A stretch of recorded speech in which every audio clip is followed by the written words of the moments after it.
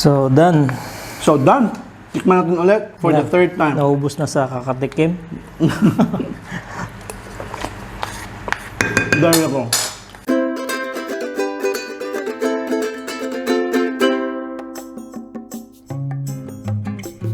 Maayong adlaw mga kaigalaan! Ako si Chakoy and welcome sa Wandering Kusina.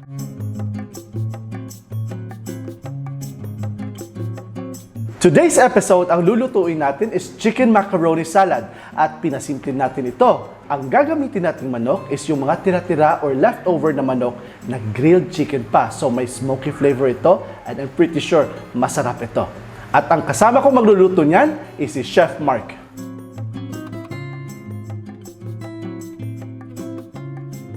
Hello mga ka-wonders! Today, magluluto tayo ng chicken macaroni salad. So, eto yung ating mga ingredients. So, meron tayong 4 pieces of chicken. So, itong pieces of chicken natin is kagabi, ito yung tira natin sa grilled natin. Hindi natin ito naubos. Now, with having the grilled chicken as part of our recipe, mas maganda siya, mas masarap siya at mas smoky yung lasa. Kasi ginrill. Tapos, tatanggalin yung buto niyan, di ba? Tatanggalin natin buto nito, tapos yung chicken skin, okay lang kung meron yun. Pero hindi siya magandang tignan doon sa salad. Magbablock-block. Magbablock siya, pero let's see how it goes. Tatanggalin natin on the side and let's see, baka pwede nating isama mamaya. Then meron tayong, of course, macaron, elbow macaroni. Kaya macaroni salad siya kasi elbow macaroni yung gamit natin. So, ilang grams? 400. So ito is 400 grams. Tapos it will take 8 minutes to cook. So meron ka ditong time na magsasabi sa iyo kung ilang minutes siya para hindi siya para hindi siya malasog at hindi din ma-undercook. Then of course gagamit tayo ng raisins, guys. Tapos ang patamis natin is yung honey. Gagamit din tayo ng cheese. Meron din tayong mayonnaise. Gagamit din tayo ng salt. And then Nestle cream Or cream. Full cream. Then, so, meron din tayong onion, white onion. White onion, but you can use the red onion. No problem about that. And oil. Ang oil is para sa ating pagpakulo ng ating elbow macaroni. Now, right now, sisimulan na natin.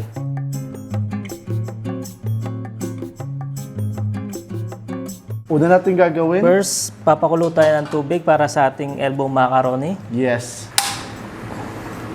So, once again, tip to those who are cooking pastas, just make sure na bago nyo ilunod yung pasta nyo, make sure na kumulo na yung tubig.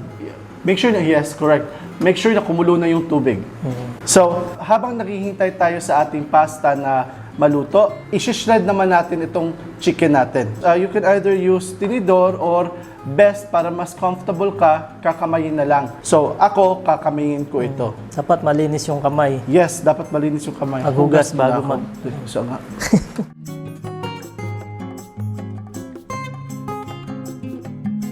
So, mga ka-wonders, kumukulo na yung ating tubig. So, pwede na nating lagyan ng asin. Yes, at Salt. saka oil. So, habang ginaganyan ni Chef Mark, isi-shred ko lang tong manok natin. And then, konting oil. Para hindi lang magdikit-dikit yung pasta natin. Ilalagay ko na yung pasta. Kailangan natin siyang haluhin. 8 minutes. Okay guys, tatakpan muna natin. Guys, hihiwain ko yung ating sibuyas, white onion, yung pino, no? Chop. Kahit half lang yun. Kahit half lang nito siguro pwede na to. Oo, pwede ng half yun. Kasi pang pabigay lang yun ng tangy taste doon sa ating macaroni salad.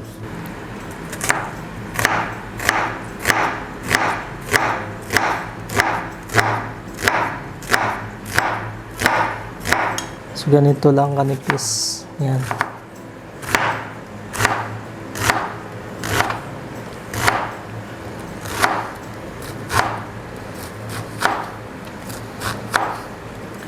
Itong chicken na ginagamit namin is galing to sa isang Filipino restaurant na pinadeliver namin kagabi tapos hindi naubos lahat.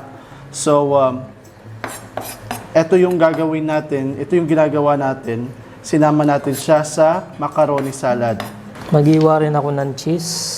So guys, yung cheese natin, kalahati lang din nito. So, kung may preferred kayo na cheese, just do it. You can use Parmesan or you can use, eto cheddar cheese to which is the common para sa atin. So, tatanggalin lang natin yung buto-buto at saka yung mga litid or yung mga, not litid but tendons. Kasi hindi siya maganda sa panlasa pag may tendons. Cubes lang to, no? Cubes lang yung pagkahiwa ng cheese natin. Maliliit na cubes. Pasok na. Best ang macaroni salad pag medyo malamig. Ako, ayaw ko ng masyadong malamig. Yung konting lamig lang. Hindi natin uubusin itong manok. Sobrang dami pala niya, guys. Mga ka-wonder, sobrang dami niya. So, hindi natin siya uubusin.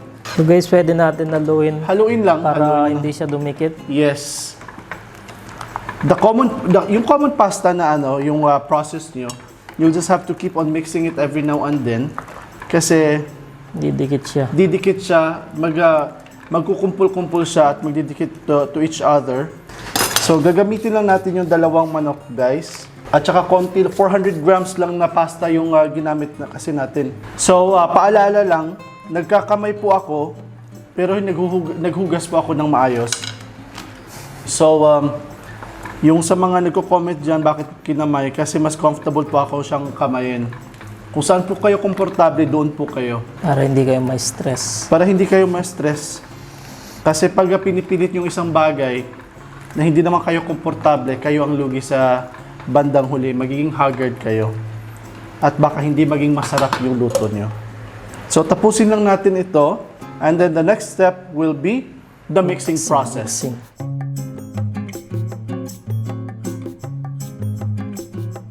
So, mga ka-wonders, Ito na yung ating pasta. Na-strain ko na to. Yes. So, lalagay ko lang dito sa empty bowl natin. yes. Para Uy! sa para sa mixing. Tapos na rin tayong mag-shred ng chicken natin. So, we had 4 pieces of chicken earlier. Dalawa lang ang ginamit natin kasi Marami. mas sobrang dami at saka eto lang yung pasta natin. So, let's start with the chicken. Okay.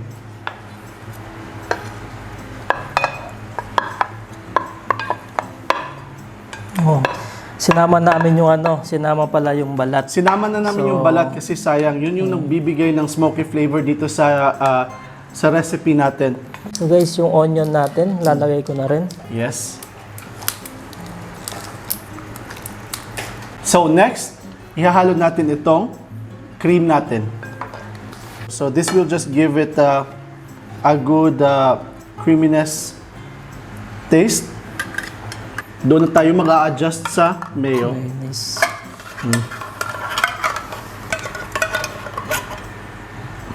So, lagyan natin ng raisins. Konting raisins lang, yung mga ganyan lang. Half of your palad. Oops, buhay pa. Yan yung mayonnaise. Tignan mo dyan. Tignan nyo yan, no? Sobrang creamy. Let's start with 2 tablespoons. Okay. So haluin ko muna. So, habang minimix yun ni Chef Mark, lagyan din natin ng honey. Kasi yung honey natin ang magpapatamis ng konti doon sa ating salad.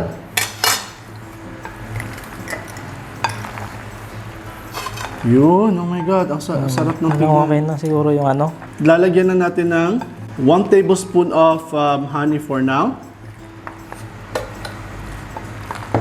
And lagyan natin ng salt. Huwag natin kalimutan ang salt. Okay, salt. Yes. And isama na rin natin itong ating cheese. Siguro mga Konti lang, a pinch salt. of salt muna. Oo. I-adjust na lang natin siya mamaya pag kulang. Yes. Yan, daming cheese, guys. Kasi yung Gusto cheese ko to. natin is medyo maalat na rin. Yes. Kaya konti lang muna yung salt natin. So tignan natin kung ano ang lasa. And pepper. And pepper.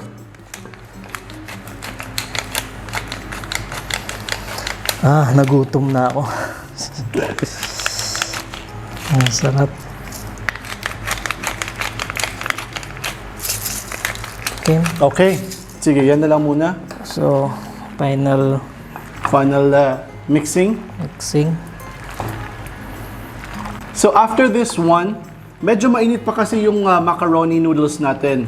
So, hindi siya maganda pag nilagay nyo agad sa fridge kasi may chicken tayo. So, baka ma-confuse yung bacteria at saka baka mapanis yung mabilis mapanis yung chicken salad, chicken macaroni salad.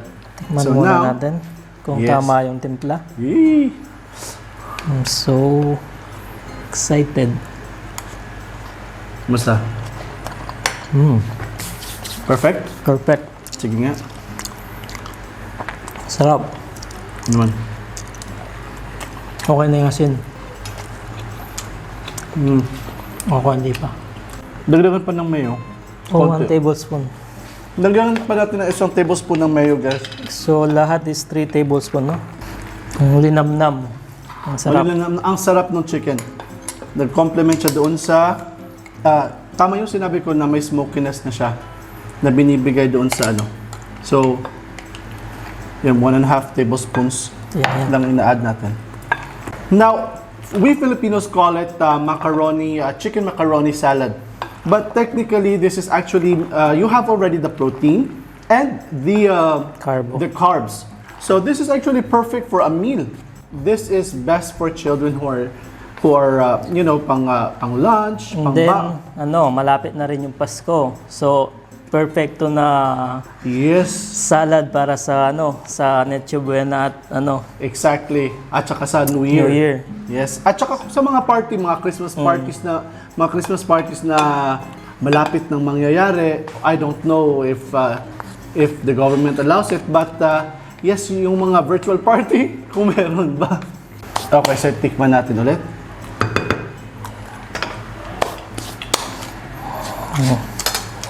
Saman. Honey. One more. Masarap na siya, guys, pero gusto ko manamis-namis yung chicken macaroni salad ko.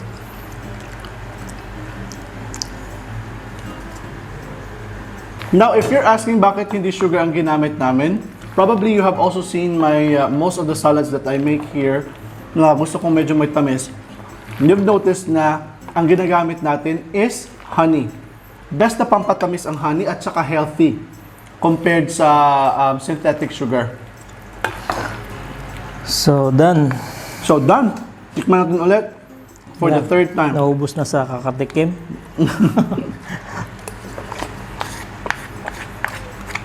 Dahil ako. Yun na. That's it.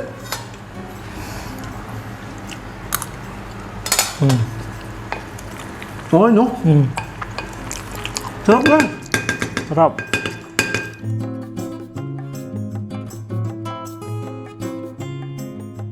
So mga ka-wonders, there you have it. The chicken macaroni salad. I hope nagustuhan niyo itong episode na to, and if you do, please give us a thumbs up and don't forget to like and subscribe to our videos and subscribe to Wandering Kusina YouTube channel. Alright, daghan kay salamat for watching us. Let us know about your comments on this recipe. Super dali lang yan, okay?